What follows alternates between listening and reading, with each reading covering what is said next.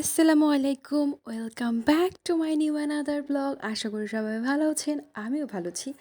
আজকের ব্লগে আমার থাকছে নুডলস রান্না করতে যেই ভুলটা আসলে আমি করেছি।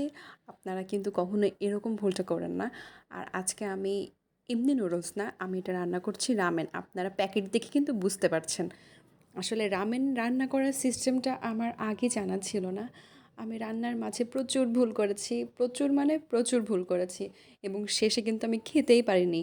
আর এটাতে এত পরিমাণে ঝাল ছিল, মানে কি বলবো, টোটাল 100টা মানে কাঁচামরিচের সমান মনে হয় ঝাল এটাতে। আপনারা দেখেন আমি কি ভুলভাবে রান্না করেছি। আপনারা যারা প্রথম রান্না করবেন রামেন, অন্তত পক্ষে আমার মতো ভুলটা করবেন না, তাই সাথেই থাকুন।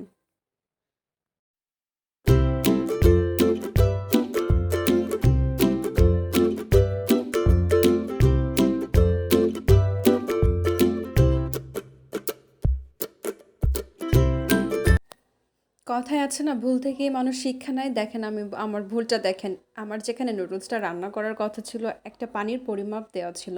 এক্স্যাক্টলি আমি সেই পানির পরিমাপে নুডলসটা না দেওয়ার কারণে এত পরিমাণে বেশি সেদ্ধ হয়ে যায়। মানে পরে অতিরিক্ত নরম হওয়ার কারণে কিন্তু খেতে ভালো লাগে যেন জিনিসটা। তো আমি পানির পরিমাণটা ঠিক বুঝতে পারিনি এবং ওভারহিট করে ফেলেছিলাম, মানে টাইমের থেকেও অনেক বেশি সময় ধরে। এরপরে যেটা করেছি নিজের বুদ্ধিতে, মানে টোটালি পাগলের মতো এর মধ্যে 2টা ডিম দিয়ে দিই। আসলে এখানে ডিমটা না দিলেই বেশি বেটার ছিল। এরপরে যখন আমরা খেতে বসলাম জিনিসটা, মানে এতটা বাজে হয়েছে, মানে যথেষ্ট বাজে। আর এই কালারটা দেখেন, কালারটা খুব জোস। আর আমি দেখেই বুঝতে পেরেছিলাম অনেক বেশি স্পাইসি হবে। আর স্পাইসি যতটুকু ধারণা করেছিলাম তার থেকে অনেক বেশি। এরপরে নুডলস খাওয়া শেষ আমার সকালে। তারপরে চলে গেলাম আমি আমার রান্নার কাজে।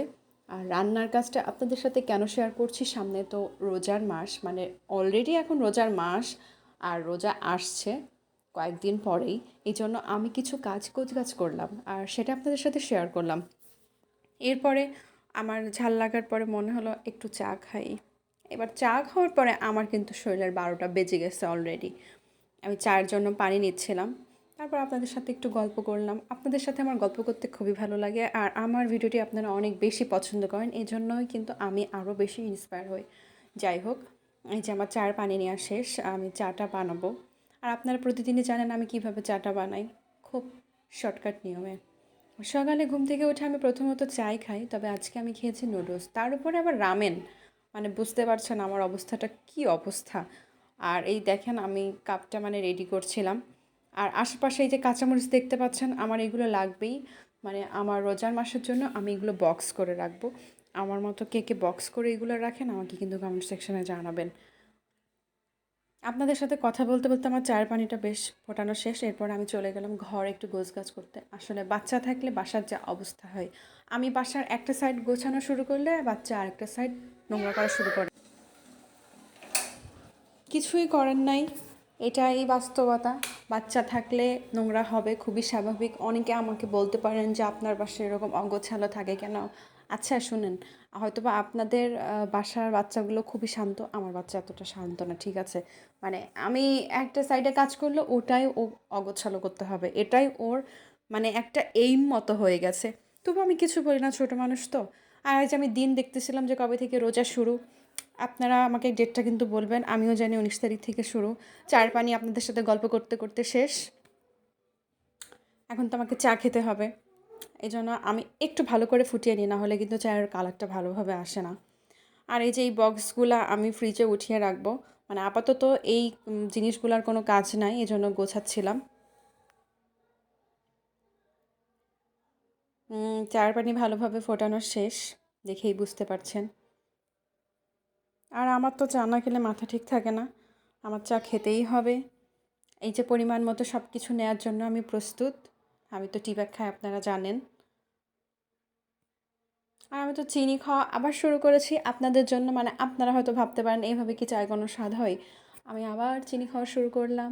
আচ্ছা কে কে চিনি ছাড়া চা খান, আমাকে কিন্তু একটু জানাবেন। যারা চিনি ছাড়া চা খেতে পারেন, এই অভ্যাসটা কিন্তু অনেক ভালো। আর এই যে সকাল থেকে সারাদিন টোটো করে কাজ করে বেড়ায়, তারপরেও কিন্তু আমার কোনো সুনাম নেই।